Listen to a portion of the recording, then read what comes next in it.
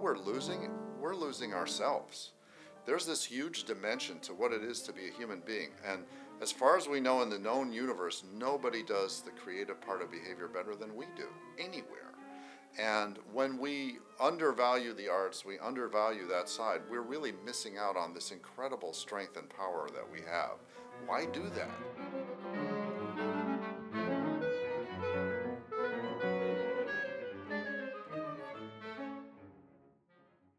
I'm Anthony Brandt, and I'm an associate professor of composition and theory at the Shepherd School of Music at Rice University, and I'm also artistic director of the contemporary music ensemble Musica.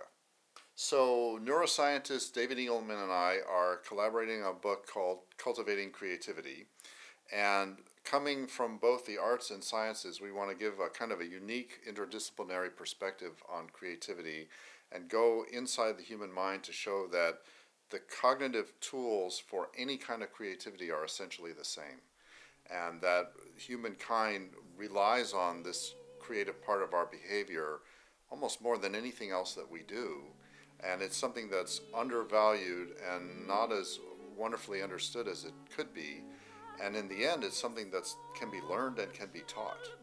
So often creativity is considered like a lightning bolt out of the blue or something mystical, and it has incredible mystery in what it's able to accomplish, but how it works, we think we can describe in very accessible, palpable terms. Well, what I hope will be a really special and interesting part of the book is when we put a piece of art side by side with a great scientific discovery, and you see that the thought processes were very closely related. And I didn't expect that we were going to be able to draw the lines so clearly between one and the other, and that's really added a whole new dimension to the work together. So when you think about creativity, you automatically, everybody goes to art. Right. Whenever you think about, nobody thinks about making a new business so much right. as, painting something or composing right. a beautiful piece of music. So, is art important in our culture, what you say? If we didn't have the arts, we would literally know so little about our inner lives and about ourselves. And I don't think we even fully realize how much we rely on that knowledge in our commerce, in our community, and how we get along with each other and how our living spaces look. It's an incredible fountain of important self-awareness. And all of that comes from the arts. It is a kind of a science in a certain way, as well as something that brings us great joy and gratification. So I do think that the arts are absolutely a requisite and central part of any culture, as they have been throughout time.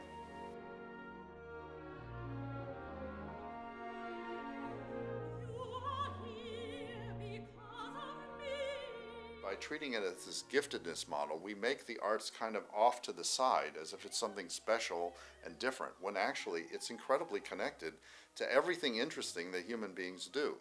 Why do you think the arts aren't as valued as something like math and law and medicine? The arts, by definition, are high risk, low financial reward.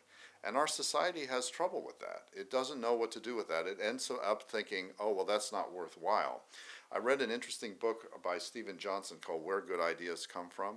And essentially, one of the arguments that the book ends with is that the greatest innovation comes from forums which are high risk and low financial reward.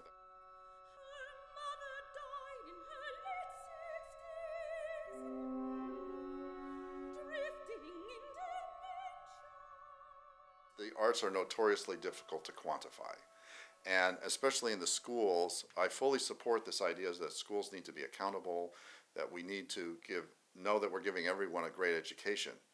But being able to quantify it shouldn't be at the expense of the quality of the education itself. If we're not teaching kids to be creative and we're not actually instructing them, we are only half teaching them. And we're missing out on this incredible capacity that we have. And so what, you can't quantify it so much. There's other ways of measuring outcomes. There's other ways of evaluating what it means to someone's life. And it's very important that we're imaginatively cultivating ways to include the arts in schools, even if they're struggling, even if it takes more teacher attention, even if it takes better teachers, in order that our kids grow up into whole human beings.